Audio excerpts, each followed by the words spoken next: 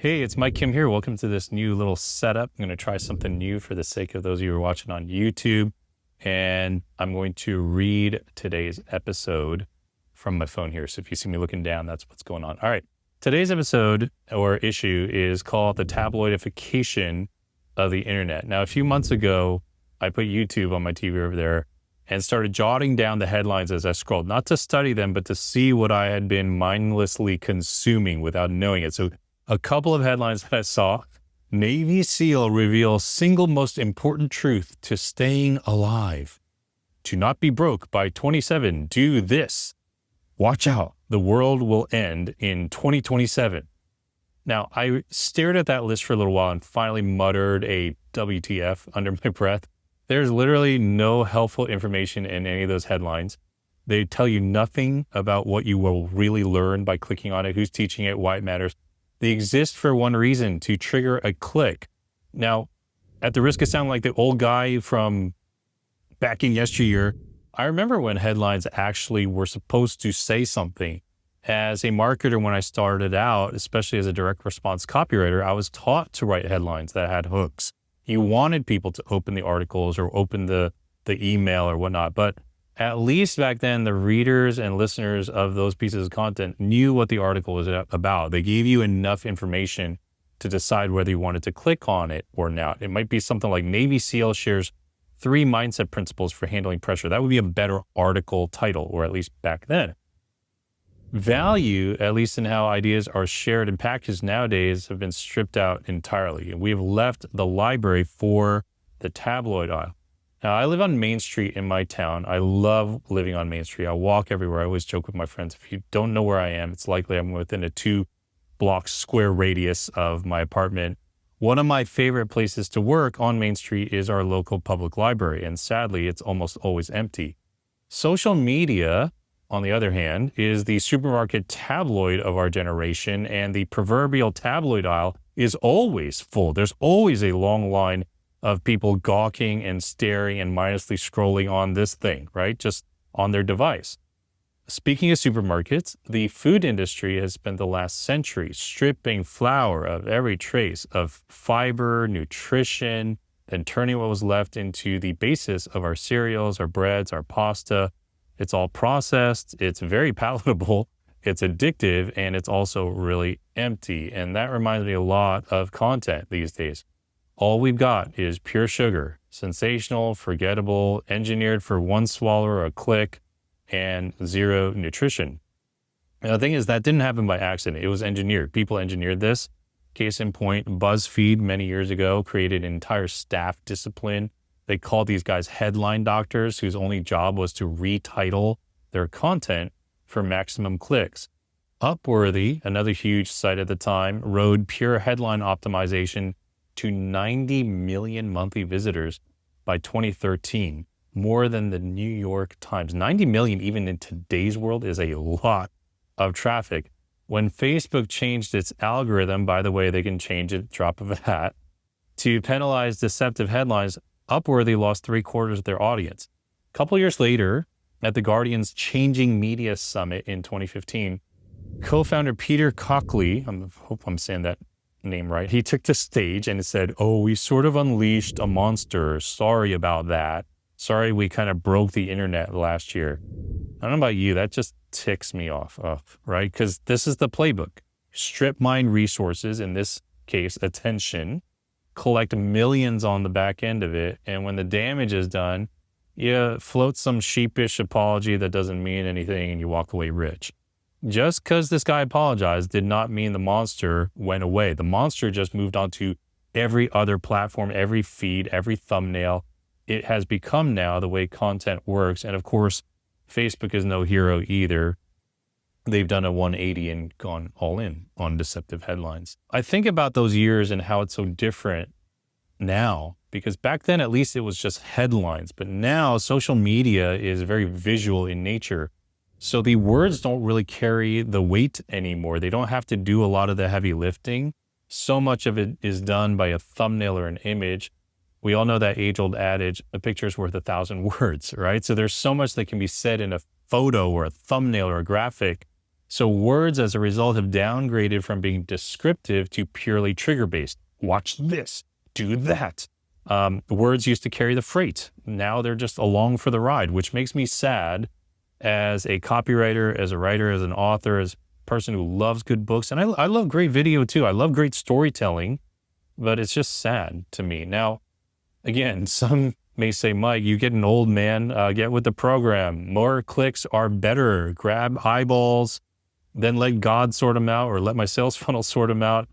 All right, sure. I get the counter argument, but here's what I would say to that.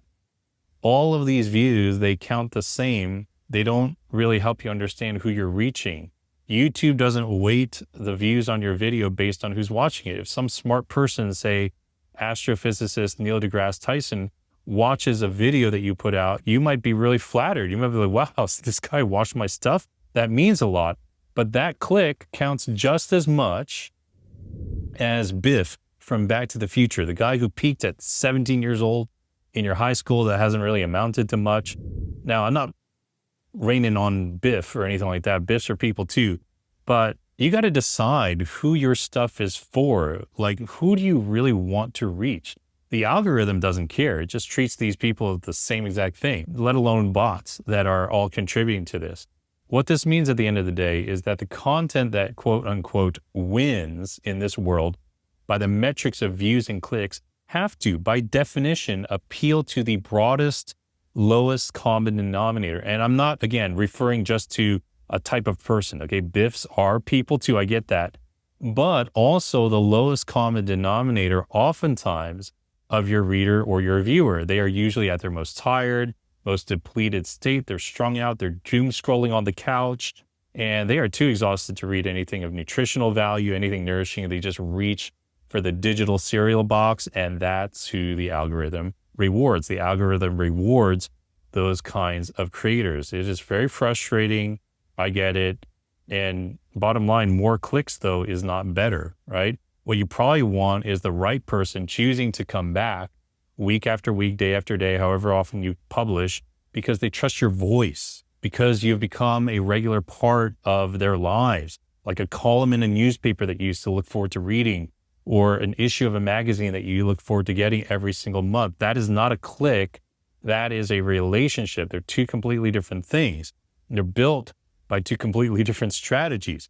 One requires pomp and circumstance, all the fireworks, the big show. The other requires patience, depth, consistency. The tabloidization of the internet is the first of three forces that I see right now at play that are shaping and actually redefining what it means to build trust, to build credibility, and a body of work in this era. Part 2 of 3, I'm going to share in the next episode. I'm calling that visibility fatigue, what it means to have to show up on all these platforms. It's extremely overwhelming. I find it to be, at least. And I don't think I'm alone. And on top of that, it's compounded by AI, which can make anyone sound like an expert. And all my stuff's online and on AI already. I didn't upload it there. My books are on AI. And so how do we stand out in that world? How do we stand out when we're fighting this infinite machine and we're fighting against this clickbait culture and everyone's just regurgitating the same stuff? How do we stand out? Well, I'm going to cover that in the next issue and on the next episode. For now, I want to encourage you to make time for this. Go back to whatever channel you scroll. Maybe it's YouTube for you. My TV's right over there. Or on your phone, especially something that has headlines, and scroll through it and pay attention to what you are actually reading, what you're absorbing without realizing it. If you will, just write down a few of them. And you might look at that sheet of paper and be like, gosh, no wonder I'm so depressed, or I'm feeling so anxious all the time. No wonder I always feel like something's up or something bad is going to happen. You're passively consuming this content. Ask yourself, is this where I want to be spending my attention? Is this where I want my work to compete? Is this the arena that I want to be in? I often wonder how much time I've spent on scrolling that could have used in more constructive, healthier ways, right? Maybe I could have read something better. I could have built a skill of some sort, or learned something new, or gone out and taken a walk. How much we're attached to this thing, right? The phone. Now, that's another conversation for another time, but I would love to know if any of this resonated with you. If you're watching on YouTube, leave a comment. Would love to hear from you. I will check every comment and respond. If you're listening on the podcast, I would love to hear from you. If you're on LinkedIn or Instagram, just hit me up there, DM me, say, hey, Mike, I listened to your episode, resonated with this or that. I would love to just engage with you. Now, if you've been following along, I am going to continue to publish my newsletter on Tuesday mornings, and I'm going to take a little bit more time to be deliberate and intentional about the video and the podcast, give myself a little bit more margin, and therefore also my team. What this also means is that the newsletter can now be really, really at the cutting or even bleeding edge of what I see happening and what's going on. I can edit that newsletter up until the morning that it gets sent out, especially if something, breaks news-wise. I can't do that if I'm recording the video several days before to give my team time to edit. So making those shifts and just gonna try to do this in a way that is sustainable, not where my hair is always on fire. So if you would like to get that newsletter every Tuesday morning, go to mikekim.com/newsletter. You will be at the tip of the spear there, and I will release videos and podcasts a couple of days later, typically Thursdays during the week. Okay, mikekim.com/newsletter. And again, would love to hear from you if any of this resonated. Would love to see and hear what's going on your side of things. Okay, till next time, have a great week.